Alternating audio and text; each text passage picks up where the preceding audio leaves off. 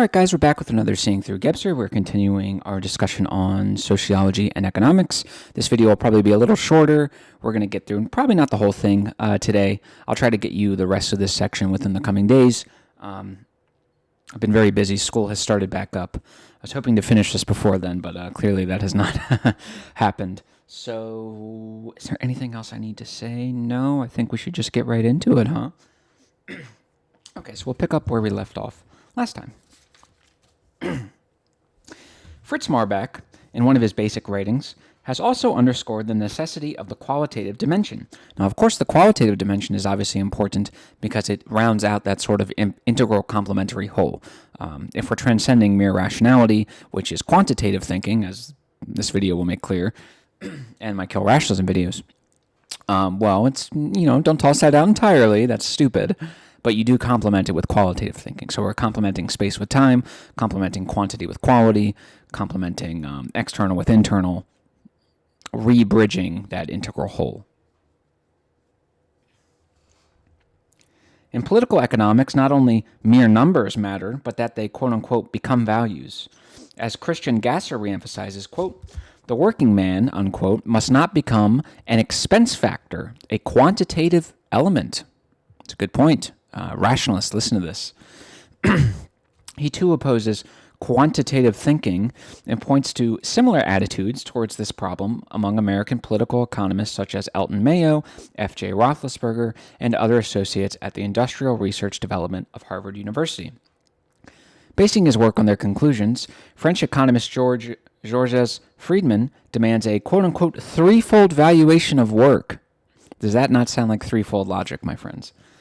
And even Norbert Wiener, creator of cybernetics, who has called the mechanical brains a two-edged sword, either or, one or the other, two-edged sword, pretty cool, emphasizes that, quote, any use of a human being in which less is demanded of him and less is attributed to him than his full status is a degradation and a waste. So qualitative thinking in economics means we're no longer treating, kind of like we said in the last video, right? No longer treating people as objects. When you treat them as objects, they become just emotionless, soulless tools used to get the job done, which is just producing products. I mean, I'm a borderline capitalist shell. I love capitalism, but there is more to life than just economics. I think most economics majors will tell you this too, by the way. It's only the philosophers and the irrational artists that tell you that, oh, life is all just philosophy or just art. No, it's all these things.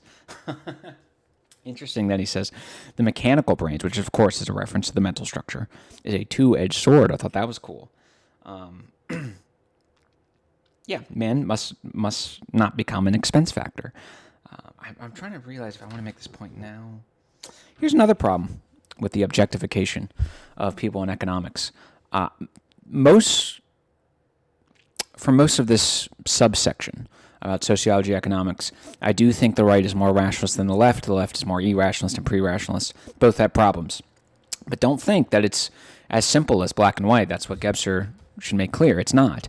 You see the rationalist ordering schema and the rationalist objectification of man, what Thomas Sowell would call the chess piece fallacy, where you can just move full-fledged people with all this psyche, all this soul, all this stuff, and just kind of move them around. What does that sound like? That sounds like fascism and communism to me. So both fascism and communism make the same mistake of leaning too heavily on the rationalism. The idea that there is a single director, hello communism, hello Soviet Union, hello China, a single director, i.e. economic planner, who can plan, coordinate, and array spatially people as if they're chess pieces, which is to say spatial objects. That's a big mistake. You do not want to do that. That is. It can happen. I'm sure it works in very small sections, but to plan the entire economy, that is absurd. So don't think it's just the right that does that too. The left does it too. Unfortunately, which you would expect them to be the ones to not do that. But here we are. All right, I'm going to skip ahead a little bit. This new structural thinking is also well elaborated by Walter Tritsch, who specifically points out that there is no genuine structure without the incorporation or integration of a time value. Quote, time can be experienced only as a structure, unquote, and not conceptualized or apprehended. As Trish points out, structures determine not merely the singular realization, as do formations. Where'd I go? but various possibilities of any realization. Various possibilities of any realization. Does that not sound like what Gebser is doing here? So instead of just saying one realization, either the mental, the mythical, or the magical, now we have integral connections, integral interdependencies. We can take a mythical view simultaneously with a mental view. We can take an exclusively magical view. We can take a magic, mythical, and mental. We can take a mental and magical. We can do all these different things. And we can have all these different perspectives, which leads to the various possibilities of any realization. So pretty cool pattern there between two groups that don't really interact that much. Obviously, I know there's a connection between philosophy and economics. I got it, but it's not like economics guys are reading Gebser or Heidegger or anything like that. Today we are interested precisely in the possible, the virtually and potentially present, and not merely in the temporally bound singular event. Beautiful. Herein lies, actually I can skip them. This statement by a sociologist corresponds to that of the physicist Leopold Infeld. Quote, the totality of possible events constitutes a four-dimensional world. So again, pretty cool pattern that Gebser notices. It is significant that sociology and its political economic branch, particularly tied to concepts of quantity and number, considers the qualitative aspect not only as a value of labor or goods, but also as genuine quality. This is particularly evident in the recognition of leap-like processes in political economics. Yes, this is another based irrational economic temporal understanding. So rather than this causal, linear, each moment is the same, just sort of extended time span that all these old models used to bring us, what do we see instead? Just like in real life, it's moments. It's moments that are qualitatively distinct and that in turn have a greater qualitative effect on the future outcome of your life. The moment you met your wife is more important than the moment you were at work waiting for the copier to start working again, right? So the same thing applies here. The moment of 9/11 and the introduction of like the Patriot Act, that was a leap-like, qualitative, leap-like moment, emphasis on the temporal. The 2008 financial crash affected the economy and our political and economic laws, systems, organizations. That one moment affected all of that more than perhaps the previous 7 years combined, okay? So that is what happened. Same thing. Actually, I'm about to read it. The most significant recognition is found in the work of Fritz Marbach, who points out that, quote, the factual transition from a free to a controlled currency economy occurred in a leap-like manner, just like the leap-like manner that occurs in mutations of consciousness. Even pure currency policy tends more towards mutation than towards evolution, unquote. So we have the economy, it's ticking on just fine. Boom, 9/11, everything changes. Everything changes. Then it kind of levels out again. Boom, boom, boom, boom, boom. Boom, 2008 financial stock market crash. Everything changes again. Very based irrational economics. Thus time is decisively surpassed as a quantitative succession and a determined quantum in political economic thought as well. And time is recognized as an indeterminate element in its fullest possible potential, quality, and intensity. So here's another thing. Time is an important thing in economics, right? Think of the price of something. So when you say the price, let's say of the laptop that I'm using to record this, or maybe this microphone, what is the price?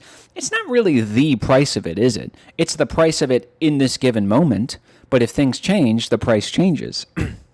So what's the price of gas? Let's say it's $2.50 a gallon. Let's say we run out of... let's say the oil industry, they expend $1 million, we'll say. I mean, obviously this is making up numbers, or $1 billion, it doesn't matter.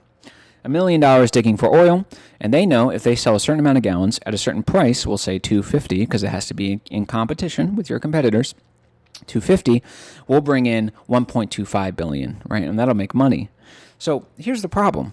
What happens when we run out of that oil that we've been digging for because we've realized it's too costly to keep going? Well, eventually, you're going to have to keep digging if for no other reason than we need oil to fuel our cars and all this stuff.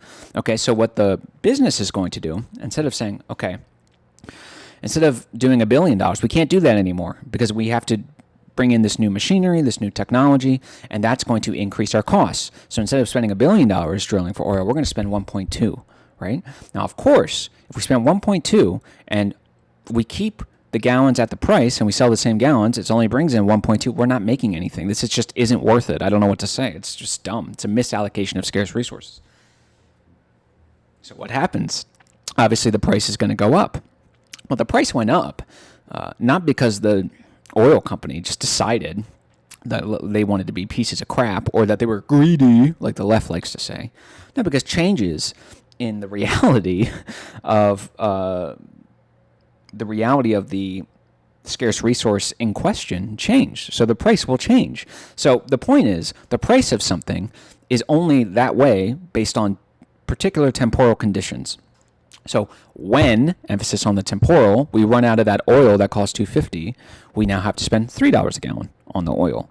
So the price fluctuates with time, and it must fluctuate with time because the world is always fluctuating, okay?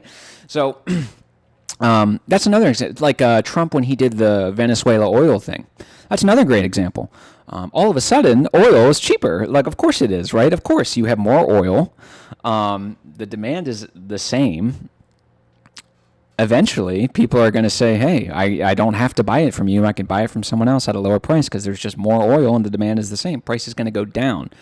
It's another example. So the prices is changing with time. And this is why capitalism will always be superior to a planned economy. A free market economy will always be superior to some planned nonsense because it allows people to make arrangements spatially. It allows people to keep up to date with the changing temporal nature of things and to make their adjustments in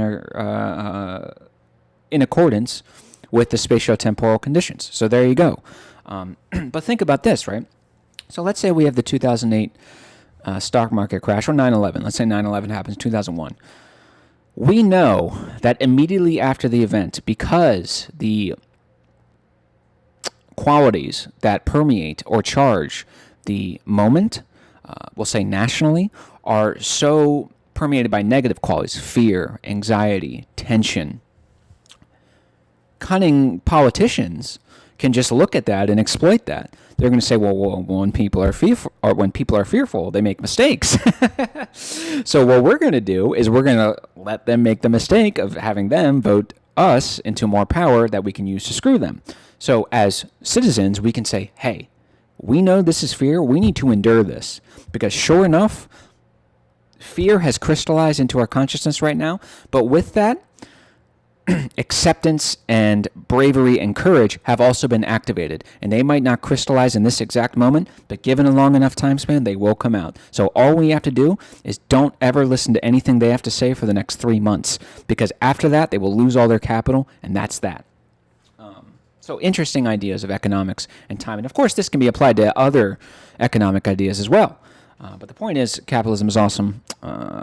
Don't even think about holding me responsible for our current economy. You guys are responsible for the current economy, and the current economy sucks. The current economy is nothing the way I would want it done. So don't give me that crap. Okay. The recognition of acausal indeterminate processes leads directly to 2. The supersession of dualism in sociology. It is most evident in the recognition of the mutational principle for economic events that determine human social life, what we just talked about, that culture and events are carried forward through leap-like mutations rather than this sort of linear, evolutionary, equal process. Stupid. The admission of this principle means that events are not only partially detached from the quantitative and measurable course of time, but also acquire the character of qualitative intensity. Moreover, by surrendering deterministic thinking in favor of indeterminate processes or possibilities, we destroy the principle inherent in antithetic, dualistic, rational, linear, and causal thinking. Let me give an example. So, of course, one of the signs of an incipient, as this, hopefully, honestly, we're not even done yet. We're probably halfway done. It should be made clear by now. The supersession of dualism is a big part of that. So, economics, how does this manifest? Well, we can say economic actors are either rational or irrational, right? That's the rationalist way of doing things. They're either one or the other. But in truth, they're both present and efficacious, right? So, I'm obviously a rational economic actor insofar as I bought my laptop, I buy food, I save my money so my beautiful daughter and my beautiful girlfriend are not homeless and all that stuff. I pay the bills. I, just kind of practice very basic, rational, common sense economic and financial policies or habits, whatever you want to call it. But I'm also irrational in the sense too, because I make a lot of dumb decisions. So sometimes, let's say I'm spend $100 on some records or some movies that I really like. Well, I've already spent $100. You might as well spend another 20, 30, 40, right? It's completely irrational. It's the pot committed fallacy. In poker, you would laugh this guy out of the building. But the point is, people spend their money on irrational stuff all the time, especially when it comes to you're busy spending money on alcohol or something like that rather than paying your bills. You're busy going into debt so you could be a Disney adult rather than paying your bills. So there's irrational and rational. So there are times, emphasis on the temporal, where the rational is made clear and the irrational is made clear. So we can see very clearly how time has completely collapsed in the form of a transcendence, this dualism. It's not one or the other, because one or the other assumes that this person is a static thing in space and time. He'll never change. Of course, with time, we know everything's moving. And with that, well, if everything's moving, there will be times where you express rational choices and irrational choices. So time is that integrating element that allows the simultaneous presence and efficaciousness of the dualisms to be revealed and in turn transcends those dualisms. In his sociological philosophy, Max Brod recognizes that today there are, quote, rare and isolated cases of emerging disruption of the causal structure in man, unquote, which he designates with the abbreviation DSC, Disruptio Structurae Causarum, unquote. It is an indication that in social thought, the old rational dualistic mode of thought is being superseded, as just explained. The same acausal inceptions can be found in Romano Guardini, who expressly states that, quote, quality cannot be deduced at all. This is very interesting. Quality cannot be deduced at all, not from a quantity since they are essentially different, and different aspects cannot be derived from such differences. Since they are essentially different. Okay, so quality can only be based on itself. Okay, so quality can't derive from quantity. Makes sense, but it can derive from quality. The basis for qualitative effect lies in the quality of the cause. Must then the quality of the effects be derived from the quality of the cause? No. Indeed, the effects are grounded in the cause, yet they cannot be derived from it. There is no derivation for quality. Quality emerges. So in a way, quality cannot be derived from quantity, but it also can't be derived from quality, even though that's the only place it can be derived from. Can you see the irrational paradox here?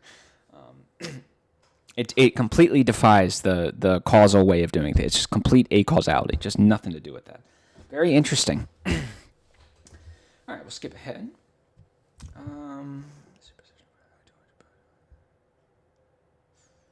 Do I want to read this? Nah, we'll skip it. That was useless. Okay. In contrast, Romano Guardini is not only more courageous, but also stands closer to reality. With requisite severity for today, he maintains that, quote, the feeling for the intrinsic being in a proper sphere of man, the previous basis for all social conduct, is rapidly disappearing. With increasing frequency, humans are treated like object as a matter of course, from the innumerable modes of statistical inventory by the authorities to the inconceivable violations of the individual, the group, and indeed of entire peoples. This happens not just out of necessity and paroxysms of war, but as a normal procedure of government administration. Yet it appears that we shall not be adequate to this phenomenon if we continue to regard it only from such viewpoints as the loss of respect or unscrupulousness in the application of power. This is surely the case, yet such ethical defects would not be so pervasive and accepted by the victims if the entire process were not supported by structural changes in the experience of the relationship to the self and to others. All this may have a twofold significance. Either the individual is absorbed into the whole, the collectives, becoming a mere vehicle of functions, a terrible peril threatening in all events. True, communists out there, leftists out there. Or man merges into the vast framework of life and work and relinquishes the no longer possible freedom of individual movement and formation. He withdraws into his core to save his being. So I think what he's saying is integral consciousness is bringing about a new intensity to direct yourself towards collective ends, if for no other reason that it's trying to qualitatively balance the quantitative individualism, right? That's integral. The problem is, as he just laid out, well, unfortunately, the way we're going right now, because all this is non-conscious, and other reasons, of course, unfortunately, we're regressing into the collectivism of irrationality, and that's obviously deficient at this point. So this is a very, very, very important point. Going from pre-rationality to irrationality to rationality and then back to exclusive irrationality is not a transcendence at all. What you do is you represent the co-presence and co-validity of the individual and collective simultaneously. You don't replace one deficient with the other exclusively. It's stupid. We all know my molecule example, that I ripped off from Ken Wilber, by the way. This stern admission, whose realization will be unavoidable if we fail to master mechanization, the eruption of quantitative, rigid, and autonomous empty time, is not pessimism, but a conscious renunciation of freedom, an overdetermined freedom. So this is where, again, I wish he would explain this a little more. Because when you just say that, like an overdetermined freedom, I understand we're trying to get out of the either-or thinking, but it does sort of lead you to think, well, okay, well, what does that mean, right? Like, we have to find some balance here, but he doesn't really offer it. It's very frustrating.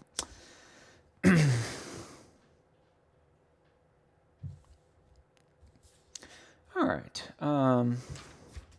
It parallels our suggestion that the alternative individual versus collective, personal encapsulation versus impersonal agglomeration, can be resolved only by the supersession of both, by the achievement of an apersonal supra-individual and supra-collective itself, constituting the core as well as the essential in man. So there you go. Okay, so now we're going to get into a little bit of history. We're coming to the end of at least this video. It should be noted that only when he talks about Buber, or some guy Buber, only when Buber does not advance his own postulates but falls back on Hasidism, do we find a hint of the attitude sketched above. It should be noted that Hasidism is an extensive, esoteric movement which emerged in the middle of the 18th century in Eastern European Judaism. It unites the wisdom of tradition with the insights into the inevitable requirements of the future. Notice about the integration of past and future there. An indication of this is contained in the saying of one of the great Hasidic... Oh, I shouldn't have read this paragraph. That was stupid. One of the great Hasidic rabbis spoken to his community. What I demand of you? Only three things. Not to look askance from within yourself, not to look askance at another, and not to think of yourself. I don't know why I read that. It's not really relevant. An entirely different way, Arnold J. Toynbee has expressed a tendency to renounce or surpass dualism.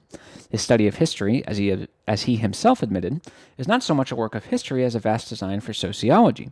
His two main theses are thoroughly anti-dualistic. Cultures emerge through superimposition, that's number one, and B, their effectiveness and existence correspond to the optimal demands placed upon them by the given world situation and survive as long as they are capable of responding in accordance with such demands. Both these contain a partial rejection of causal dependence and biological determinism, Spengler, hello, and place structural elements and interdependencies in the foreground. We're going to talk about that. Number one, when he says cultures emerge through superimposition, what does that mean? Superimposition is the imposing of layers on top of each other. Hold on. Yeah, layering one thing on top of another. That is what superimposition is. And that is precisely the integral insight, is it not? So we have one layer, the magic structure. Let's think of it like a wave, like a bouncing wave, like in science. It's a wave and it's red. So we have the red wave is kind of pulsating and it's doing a thing. And that's all we know. Then we get the mythical structure. It gets layered on top of it. So in addition to this blue wave, or this red wave, you see this other wave start to pulsate as well, and it's blue. So we have two waves pulsating at the same time, one red, one blue. Then we add the mental structure. Then we have a third wave. That's green. Then we add the integral structure. Fourth wave, that's orange. So the point is, this is how cultures are created. So we have the one layer, which is, say, some sort of tribal thing maybe. Then we add another layer. We have mythology. We have symbol. We have spirit. We have myth. Then we add another layer. A need for economics, wealth creation. Then we add another layer, and whatever it is. That's how cultures are built. This is fundamentally anti-dualistic, obviously, because dualism would say, no, it's either the red wave or the blue wave, or the green wave or the orange. No, that's it's beautiful the way they do it. It's awesome. And then the second point is very important, too. So the idea that A culture, this is very obviously a reference to Spengler. A culture or a civilization survives so long as it can face the demands placed upon it in the moment. Drop this idea of this predetermined, necessarily determined 1,000-year life cycle, a 1,000-year lifespan civilizational cycle that Spengler goes on. So Spengler's idea is that each civilization has about 1,000 years, and it goes through the 4 seasons, and ironically, the last season, winter, is the civilization phase, and then it dies. The ones before that are the pre-culture and the culture phase, and that's where everything's important, right? We got culture, we got art, we got spirituality. That's the important thing, according to Spengler. So civilization cycle. Through this, we're going to take an integral approach to Spengler here real quick. So what are the magical elements in Spengler's philosophy here? Well, one, this idea that the culture or civilization itself is a living thing like a biological organism, this sort of direct living experience. That's magic structure, obviously, this sort of automatic, vital element. That's magic structure. Okay, well, very obviously, we see the mythical structure, too, with this idea of cycles, right? So he's noticing the cycles. And then, of course, the mental structure is evident in the fact that this civilizational cycle, apparently, is deterministic in accordance with the causal nature of rationality. So, X causes Y, there's really no getting around it. I have my phone, I drop it, me dropping it causes it to fall. There's no getting around that. So it's pretty interesting to think about what Spengler's doing there, and I think to criticize him, one, I fundamentally reject this determinism nonsense. That's exactly the type of thought that we're trying to transcend. It might become determinism insofar as we're non-consciously aware of it, maybe, but even then, it's difficult. Two, cycles, again, the cycles are not a problem necessarily. It's just I don't like this idea that they are deterministic. Yes, the cycle is a natural propensity, we'll say, and that's a natural tendency towards something, but it is not deterministic. I don't like this idea. Rather, Toynbee's idea, when you face the demands placed upon you by nature or another civilization, it mirrors this moment-to-moment aspect of time's unfolding that Gebser talks about, where each new moment is like a new event unto itself. Well, kind of same thing with civilization, right? Drop this 1,000-year crap. No, we'll survive so long as we can meet the challenges. We're likely to go out after 1,000 years, but it is what it is. If we become conscious of these things, things get better. Toynbee's implicit emphasis on structures and interdependencies is explicit in the broadly conceived World History of the Most Recent Times by J.R. von Salis, who introduces a well-founded yet entirely new kind of historical writing. From von Salis's mode of exposition, it follows that, for him, history is not, as previously conceived, a temporal stream and course of events, but a manifestation of interrelated and combined events whose effective interrelationships form history. In this approach, the structural elements of nations and cultural regions are considered to the same extent as the sociological and spiritual structures. This work initiates a universal, integral writing of history. It is a world open, and to a great extent rejects the mere linear presentation in favor of a many-faceted description of the whole event. Thus, it assists the eruption of the new consciousness structure in one of the most difficult and crucial areas. Since historical events are conditioned by sociological factors, this work cannot have been left unmentioned here. So this right here is the difference between rational history and irrational history. Rational history and integral history. So with Spengler, what I just laid out, I will give Spengler credit. He is making an irrational attempt. What he's doing, he's obviously integrating time with this idea of the cycles. And what he's also doing is he's not doing the strictly rational temporal sequencing, one cause the other, X cause Y. He's saying, let me give you an example. Take James Lindsay and Helen Pluckrose. So they say that all the reason that the left and the woke movement is so crazy is essentially more or less because of postmodernism. Postmodernism was created, kind of applied, and it fell on fertile ground. And it's a very rationally succinct and sufficient explanation, but in accordance with rationality, it is inherently limited to a singular perspective. So the difference between someone like James Lindsay and Helen Pluckrose and I would say, yeah, it's true that postmodernism, wreaked this havoc, but why? Why did it land on such fertile ground? And why was postmodernity created or conceived of in the first place? So I would say something like, well, I think it landed on such fertile ground because it expresses an intensification of the new consciousness structures And because these consciousness structures are being intensified categorically, at least in the West, it necessarily lands on fertile ground. Also, living under the conditions of deficient rationalism for so long, postmodernism landed on fertile ground because it gave people permission to emotionally negate rationalism. And to do so was exciting and enticing because those emotions and that pain was too much. It was unbearable. So I need that permission to do that. And I could say, well, postmodernism itself there's very clearly a magical element here. There's very clearly a mythical element, and then you explain, right? And then you explain, well,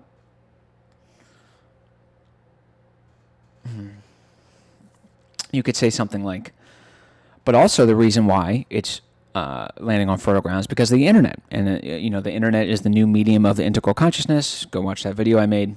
And you could say, oh, also, because there's a unique historical development. So Christianity values forgiveness and the sort of feminine traits. Well, it seems America and Western civilization is committing kind of suicide because they don't want to be called a bigot.